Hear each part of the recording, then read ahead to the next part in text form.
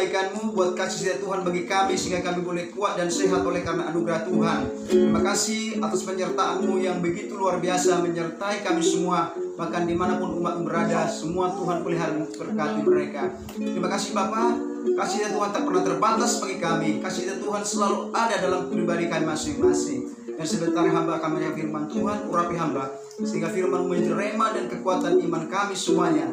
Sama-sama kami menerima yaitu berkat dan anugerah Tuhan, menerima yaitu kasih Tuhan yang tak pernah berkesudahan bagi hidup kami masing-masing. Terima kasih Bapa, dalam nama Yesus hamba berdoa dan bersyukur. Haleluya. Amin.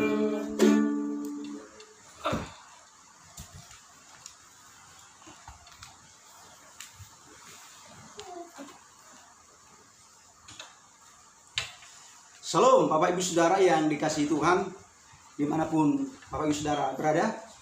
Saya akan kembali menyampaikan firman Tuhan buat kita pada saat ini, yaitu tentang firman Tuhan yang saya bagikan, meresponi panggilan Allah.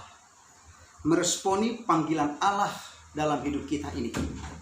Bagaimana sikap kita meresponi panggilan Tuhan ketika Tuhan memanggil kita? Apakah kita responi dengan ya atau tidak dalam hidup ini? Tetapi Abraham dipanggil oleh Allah, dia meresponinya dengan penuh ketaatan. Sekalipun panggilan Allah itu tidak masuk akal dalam pikirannya, tidak sesuai dengan apa yang diharapkan. Ketika Abraham dipanggil oleh Allah dari tanah kelahirannya, Kasdim, supaya keluar dari sana dan pergi tanah Kanaan.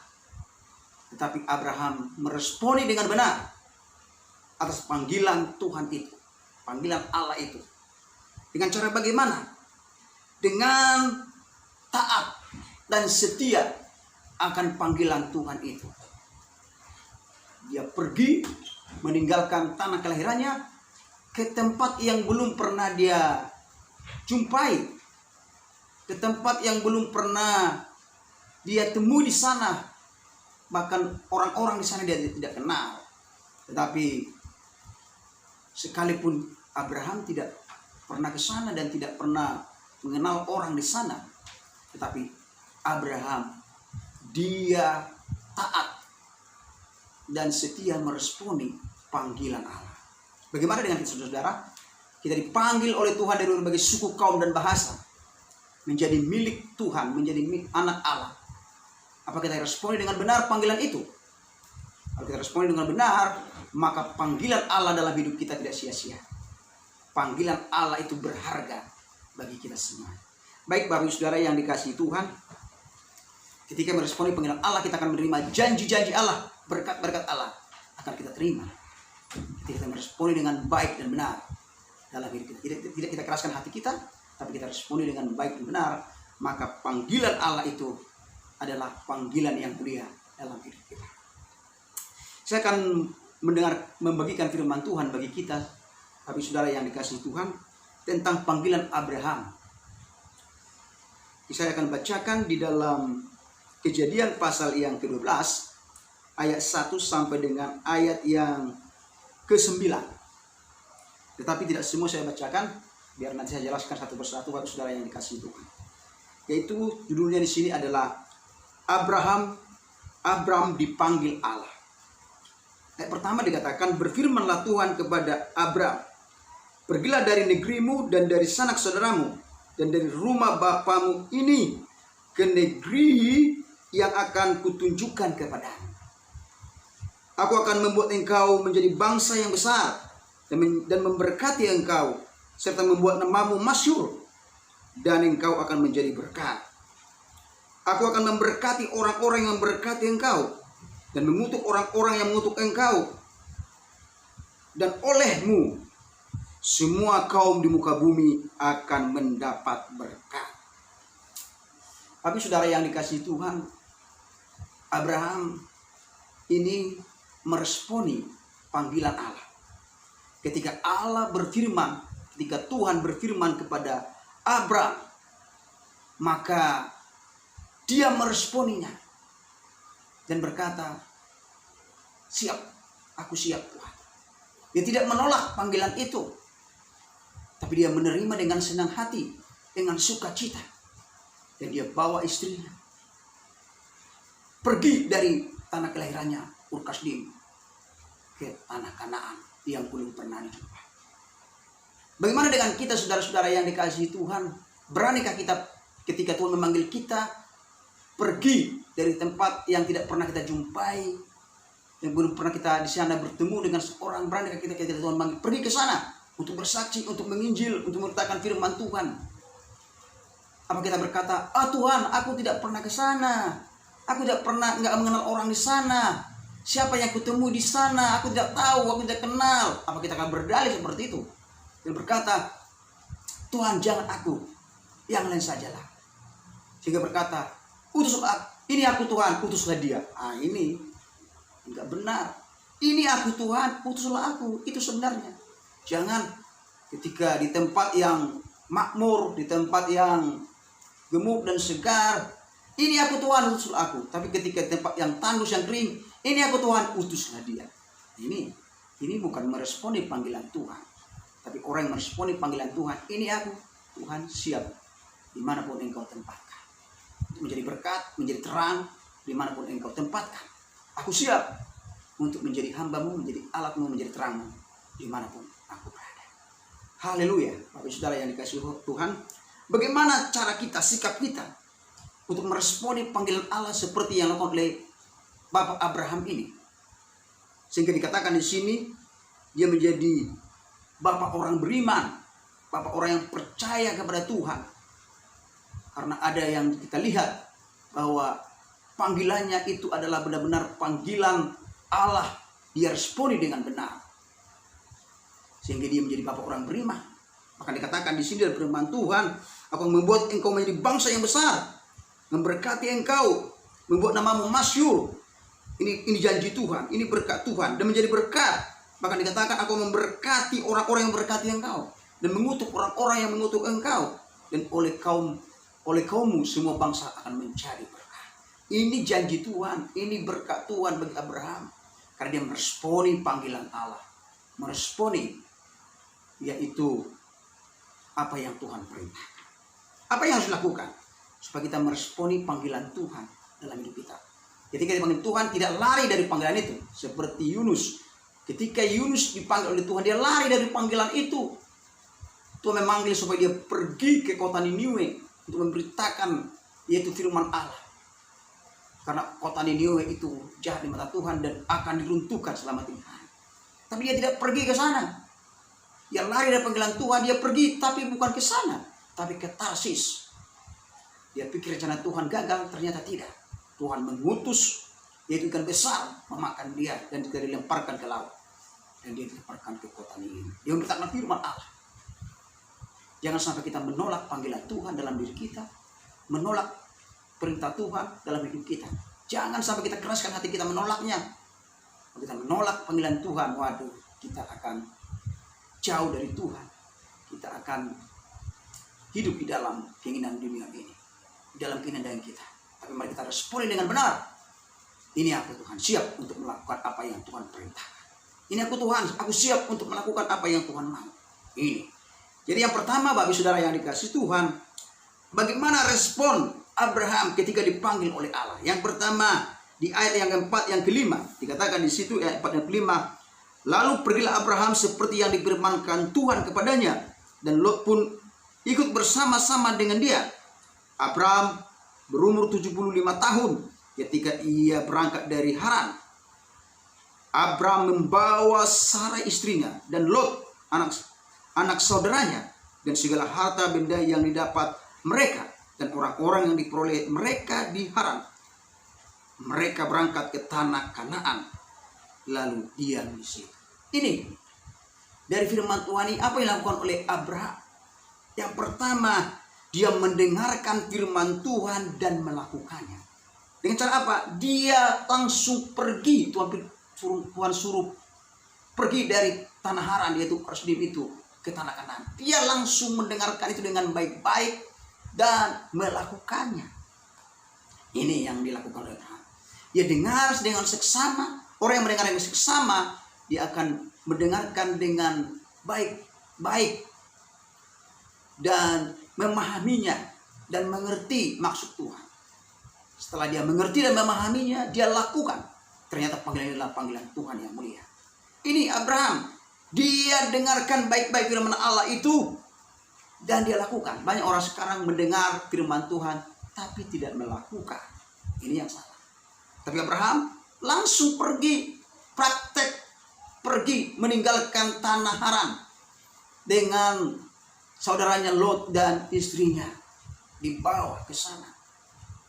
Mereka pergi ke sana, meresponi panggilan Tuhan, taat dengan melakukan apa yang Tuhan perintahkan. Ini yang kita harus lakukan. Ketika kita meresponi panggilan Tuhan, kita harus dengarkan apa yang Tuhan perintahkan dan kita lakukan. Maka Tuhan akan turut campur tangan dalam setiap apa yang kita lakukan, dengarkan itu dan lakukan itu. Firman Tuhan. Mari kita dengarkan firman Tuhan itu dengan baik-baik, dengan seksama. Ketika ada orang menyampaikan firman Tuhan, berkhotbah di gereja, di persekutuan, apapun itu, mari kita dengarkan di radio, di televisi. Ketika orang hamba Tuhan menyampaikan firman Tuhan, kita dengarkan baik-baik. Setelah itu kita masukkan di dalam hati dan pikiran kita, masuk dalam telinga kanan atau telinga kiri, masuk di dalam pikiran dan hati kita, dan tidak kita lupakan. Orang yang melupakan firman Tuhan, orang yang melupakan apa yang diperintahkan, dia pasti tidak akan melakukan firman Tuhan. Gimana cara dia melakukannya? Karena dia lupakan, dia tidak ingat. Tapi kita harus mengingat firman Tuhan itu sehingga kita mampu untuk melakukannya. Kita ingat dan kita simpan di hati kita. Kita dengarkan baik-baik dengan seksama firman Tuhan itu, dengan taat, submission, obey, melakukan firman Tuhan. Maka firman Tuhan itu benar-benar kita pegang dan kita lakukan. Jangan sampai kita tidak menjadi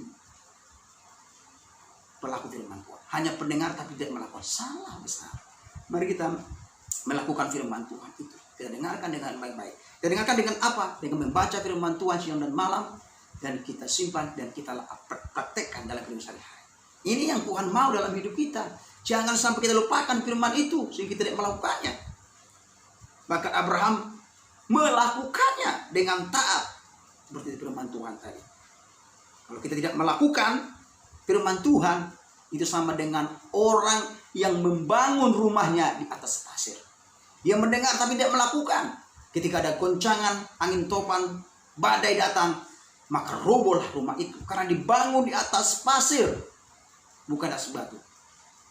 Itu orang yang mendengar tapi tidak melakukan. Sehingga ketika ada cobaan masalah, dia cepat-cepat lari tinggalkan Tuhan, lari meninggalkan panggilan Tuhan, dan cepat-cepat tinggalkan Tuhan dan tidak mau menuruti apa yang Tuhan mau, karena imannya dibangun di atas pasir, sehingga dia tidak menjadi pelaku firman. Tetapi orang yang melakukan, mendengar dan melakukan firman itu, diibaratkan firman Tuhan dalam Matius 7 ayat 24 itu adalah orang yang bijaksana, yang membangun rumahnya di atas batu. Ketika ada topan badai menggoncang, dia akan tetap kokoh berdiri, tidak akan runtuh dan tidak akan hancur.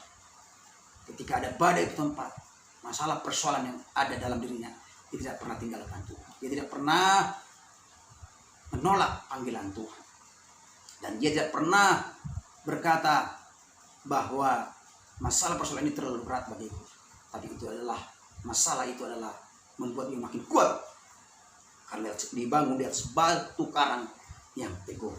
Inilah orang yang bijaksana, yang menjadi pelaku-pelaku firman Tuhan. Tetapi orang yang mendirikan rumahnya pasti adalah orang yang bodoh dan cepat-cepat lari dari Tuhan, cepat-cepat tinggalkan Tuhan. Ini tidak boleh kita lakukan. Mari kita semua orang yang percaya pada Yesus Kristus, mari kita tetap menjadi pelaku-pelaku firman Tuhan. Bukan hanya mendengar, tapi harus melakukan. Jangan sampai kita dengar, kita buat angin lalu, dan kita lupakan. Jangan, saudara-saudara yang dikasihi Tuhan. Ini yang pertama yang saya bagikan buat saudara yang dikasihi Tuhan. Yang kedua, Bagaimana respon kita meresponi panggilan Allah dalam hidup kita? Seperti yang Bapak Abraham ini. Yang kedua, Abraham itu berani meninggalkan kehidupan lamanya. Ayat 4 dan 5 tadi itu berani meninggalkan tanah kelahirannya. Meninggalkan yaitu tempatnya yang lama itu menuju tanah Kanaan yang Tuhan perintahkan. Apa itu artinya? Artinya adalah berani meninggalkan kehidupan ajaran nenek moyang yang salah. Ada istilah yang salah yang tidak sesuai dengan firman Tuhan. Kita harus berani meninggalkan itu. Ajaran-ajaran nenek moyang yang tidak sesuai dengan firman Tuhan. Ajaran ada istiadat. Contoh, orang Batak itu ada istiadat nenek moyangnya yang tidak sesuai dengan firman Tuhan. Apa itu?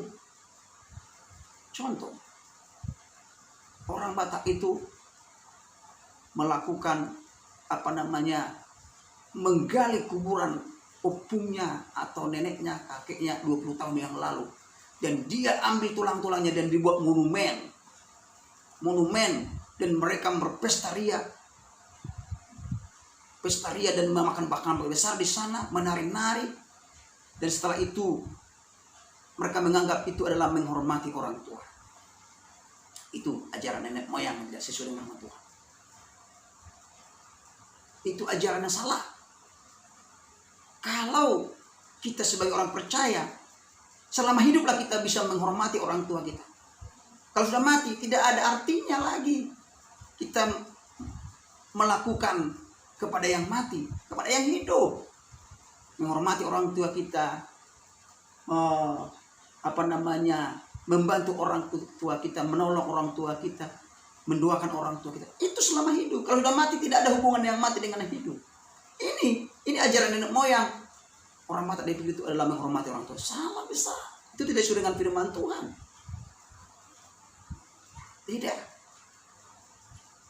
Selama hiduplah kita bisa menghormati orang tua. Ketika orang tua kita hidup, istilah kita hormati. Kita bantu. Itu ajaran nenek moyang. Kita harus tinggalkan itu.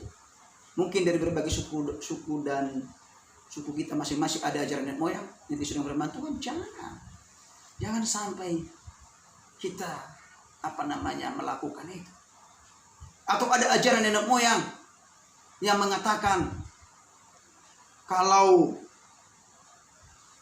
kita sebagai orang yang percaya Tuhan, ternyata masih percaya kepada yaitu ajaran nenek moyang, jari tangan, percaya kepada jari tangan, itu ajaran moyang. Lihat, coba lihat jari tanganmu, ini M.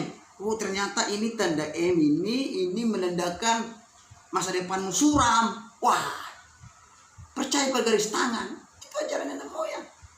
Jangan percaya. Banyak sekali ajaran nenek moyang yang tidak sesuai dengan firman Tuhan. Kita harus tinggalkan semua. Kita harus percaya kepada firman Tuhan. Mempercayai firman Tuhan dari Kejadian sampai Wahyu. Itu yang benar. Kita harus tinggalkan, kita harus berani meninggalkan ajaran istiadat yang tidak sesuai dengan firman Tuhan.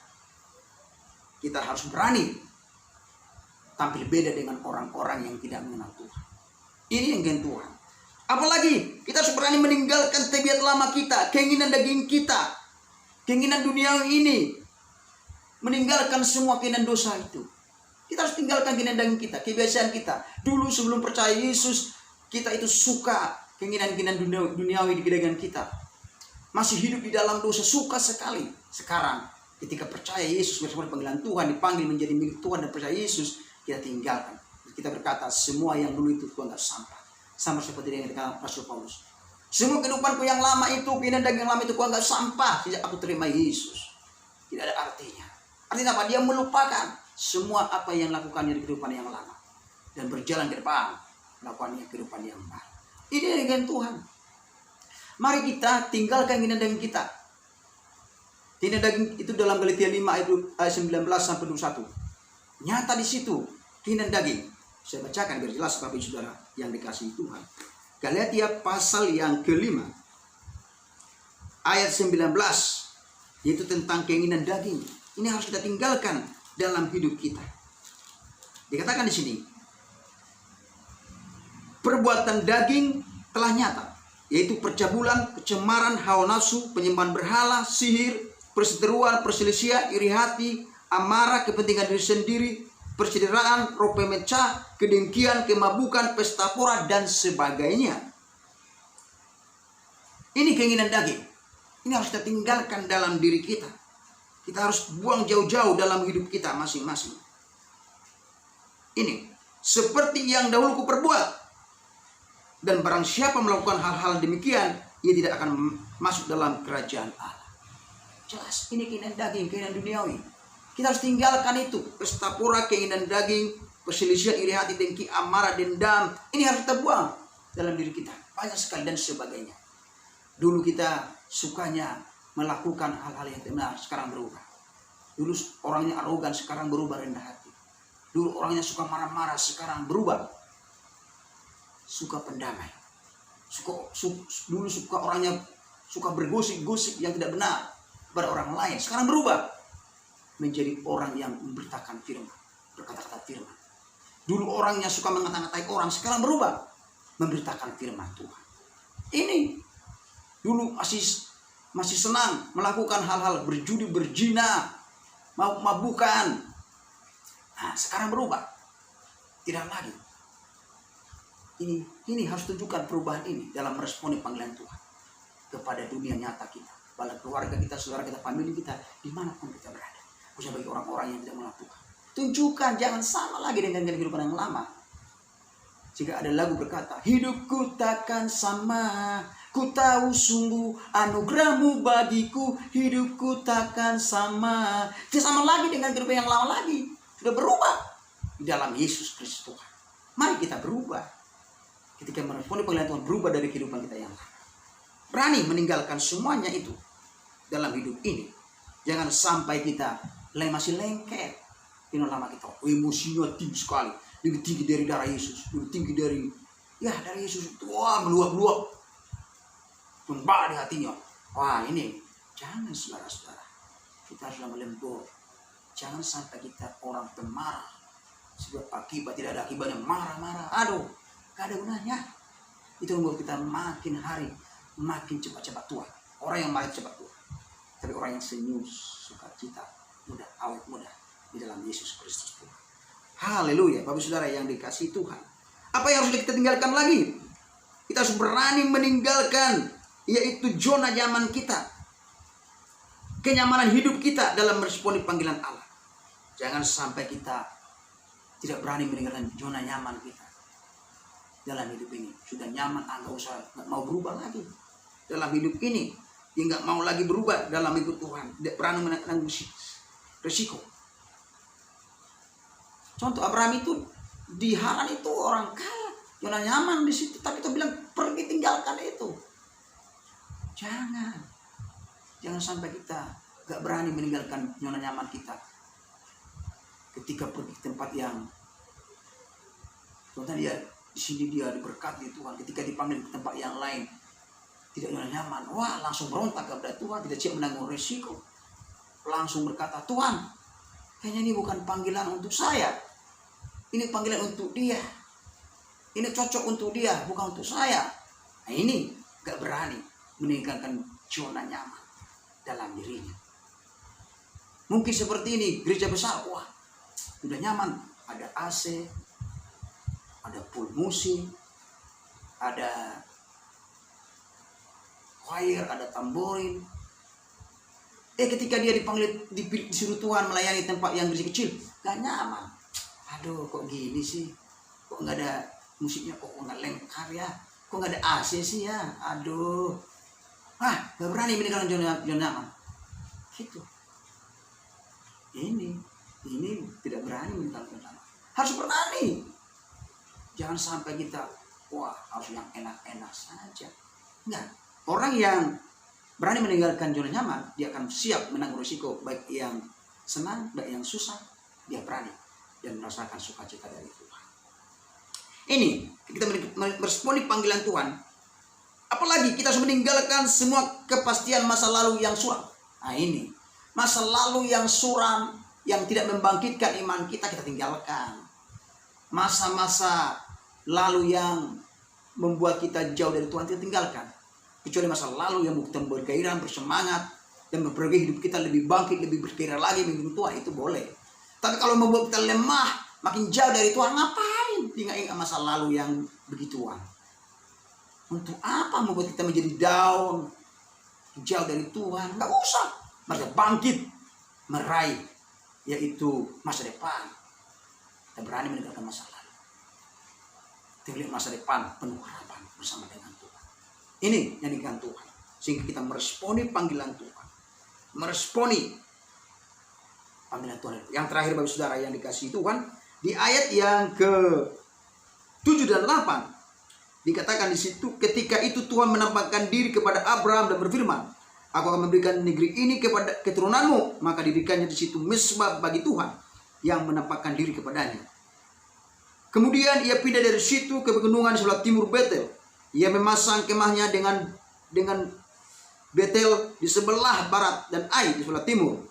Lalu ia mendirikan di situ mezbah bagi Tuhan dan memanggil nama Tuhan. 2 kali Abraham membuat mezbah. Ketika dia pergi dari tempat yang satu ke tempat yang lain, selalu buat mezbah bagi Tuhan. Apa itu artinya, saudara yang dikasihi? Yang ketiga, yang terakhir, kita harus selalu membuat mezbah bagi Tuhan dimanapun kita berada. Artinya apa? Mezbah itu apa artinya sih? Melakukan hubungan yang intim, yang dekat dengan Tuhan lewat doa-doa, puji-pujian dan penyembahan di hadapan Tuhan. Mari kita tetap memiliki hubungan yang dekat dengan Tuhan. Dengan membangun hubungan kita dekat dengan Tuhan lewat doa-doa pujian penyembahan kita, lewat firman Tuhan, dalam meresponi panggilan Tuhan. Kita harus selalu mencari Tuhan dimanapun kita berada. Jangan sampai kita melupakan Tuhan.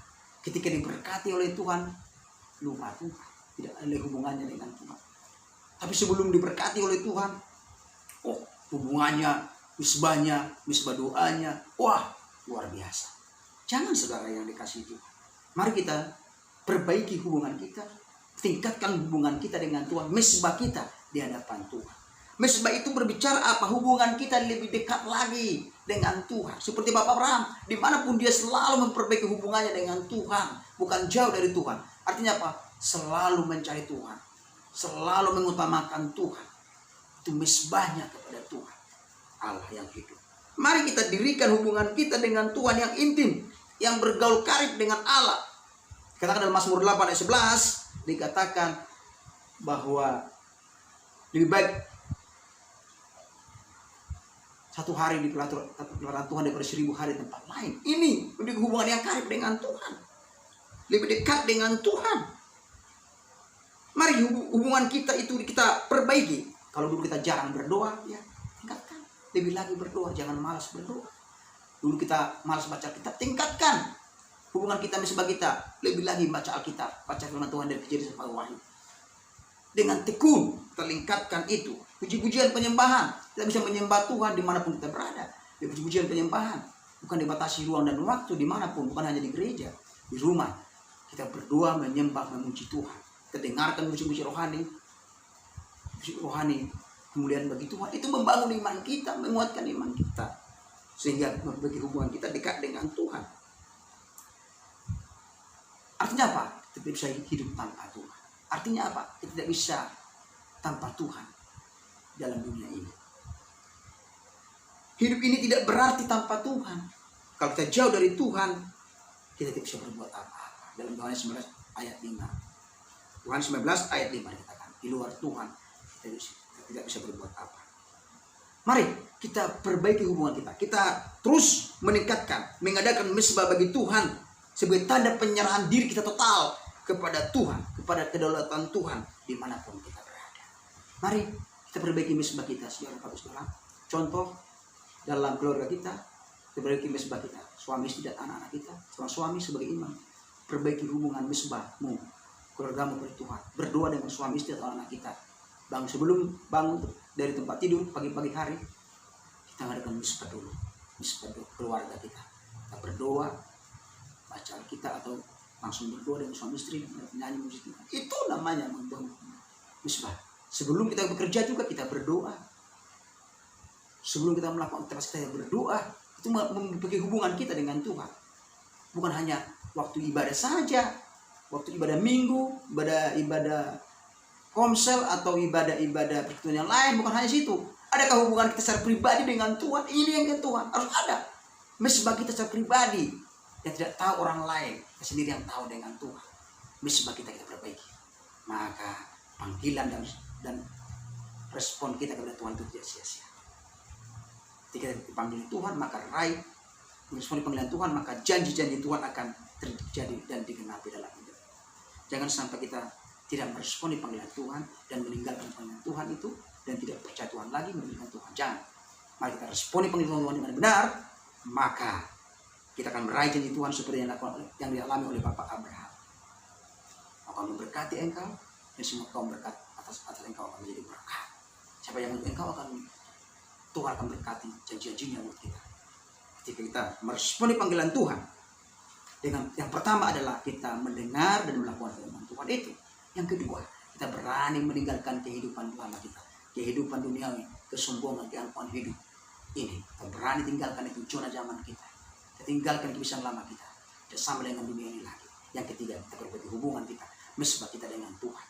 Maka panggilan Tuhan itu tidak sia-sia dalam hidup kita. Haleluya. Terima kasih Tuhan Yesus buat firman-Mu. Biar firman-Mu menjadi rema dalam hidup kami. Dan kami aplikasikan dalam kehidupan sehari-hari. Mampukan kami menjadi pelaku-pelaku firman Tuhan. Dalam meresponi panggilan Tuhan, kami tidak keraskan hati kami, tidak lari dari panggilan Tuhan. Tapi kami tekuni dan taati. Karena Tuhan tidak pernah meninggalkan kami dalam meresponi panggilan Tuhan. Bahkan campur tangan, menyertai, dan menyatakan janji-janji-Mu bagi kami. Dan semua orang akan diberkati. Terima kasih Bapak. Hamba berdoa bagi semua orang yang mendengarkan firman Tuhan ini. Diberkati dan dipulihkan oleh Tuhan. Dalam meresponi panggilan Tuhan, tidak pernah meninggalkan Tuhan. Mereka tetap taat dan setia, tidak meninggalkan Tuhan, apapun yang terjadi dalam hidup mereka. Hamba berdoa kepada yang sakit disembuhkan oleh Tuhan, yang lemah dikuatkan, yang sudah dihiburkan, yang terikat oleh kuasa gelap, roh jahat udara dibebaskan, dimerdekakan oleh kuasa nama Tuhan Kristus. Bahkan yang terjadi hari ini adalah virus corona, dijauhkan dari keluarga kami, diseluruhkan pemilik kami. Dalam nama Tuhan Yesus Kristus, kami sehat, dijaga dan dilindungi Tuhan dengan malaikat surgawi yang beraksa-laksa. Kami aman dalam perlindungan-Mu ya Bapa. Terima kasih Tuhan Yesus Kristus. Ampuni dosa pelanggaran kami, kuduskan kami setiap hari di hadapan-Mu, supaya kami jangan salah bertindak, supaya kami jangan salah melakukan apa yang Tuhan mau dalam hidup kami. Terima kasih Bapa, terima kasih Tuhan Yesus Kristus, terpujilah Engkau selama-lamanya. Dalam nama Tuhan Yesus Kristus, hamba berdoa dan bersyukur. Haleluya. Amin.